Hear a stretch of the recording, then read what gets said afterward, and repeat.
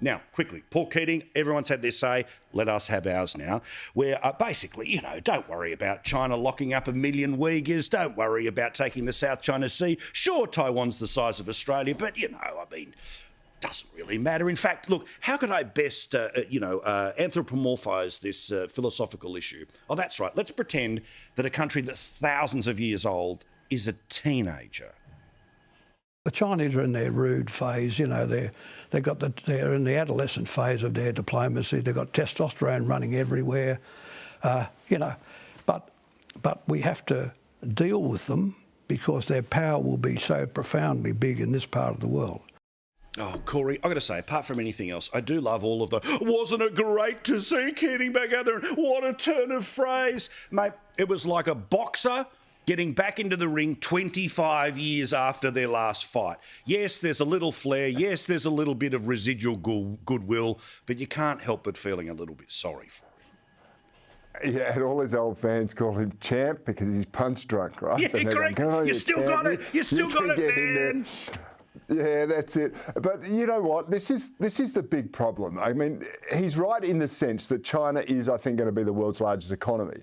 But you don't surrender to them now and say, oh, they're just belligerent teenagers. That's wrong. They are doing everything they possibly can to dominate this part of the world, and we have to make sure we maintain our independence. Otherwise, we just cede to them or surrender to them and yield to them. And I think that's where the Labor Party, including Bob Carr, Keating and others, have got this so wrong over the years. Yes, our economy is important.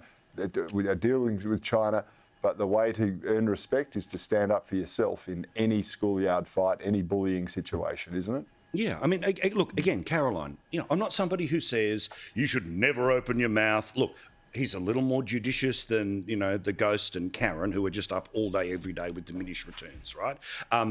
He's sort of somewhere between pretty shush Gillard and kind of around Howard, in terms of how often he turns up. But again, it just showed all of these philosophical underpinnings that might have been appropriate to 1992 or maybe even 1993, but they don't fit into 2021 when China is operating very differently than when he was in a position to actually matter. Yeah, he hasn't updated his rhetoric on this topic at all, and you're right. I mean, this year we've really seen China ramp up its aggressiveness, its own cultural revolution. I mean, the very idea that Xi Jinping is conducting another cultural revolution, harking back to one of the most brutal times in China's history, tells you it is not in an adolescent phase. This has been happening for some time.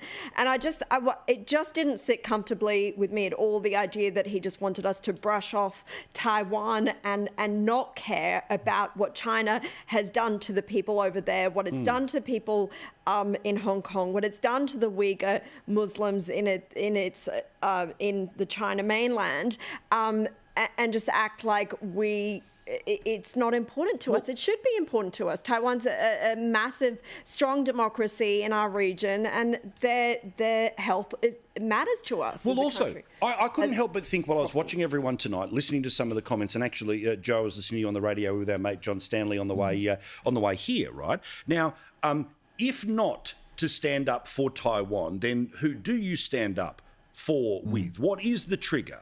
Because the truth is that we are in these big tectonic relationships where, of course, yes, Australia versus China is toothpicks at a mountain, not a bad line, right? But the reality is that you have strength in numbers from the bigger brother, bigger sister in the UK, the US. You're part of all of those collections, which means that essentially the mutually assured destruction that means that you don't blow each other off the face of the earth works. But to be part of those things means that when there is an attack on one, there is an attack on all, which means all step up together. And that's why Taiwan matters. Yeah, look, you've pretty much said exactly what I would say. And as always, great minds think alike. I love you. The first thing, I suppose, is that Paul Keating is the only ex-PM whose interventions are worth listening to, because even when they're wrong, they're always beautifully expressed. And I'm just delighted in it. And yes, of course, Australia. A broken grandfather clock is right twice a day. Well, that's right, and of course, Australia standing up to China is throwing toothpicks at a mountain. But that's an argument in favour of the AUKUS treaty, the AUKUS alliance, not against it. if the suggestion is, well, we just do whatever China says and hope they leave us alone, I'm not sure that any superpower in the country has ever responded particularly well to that.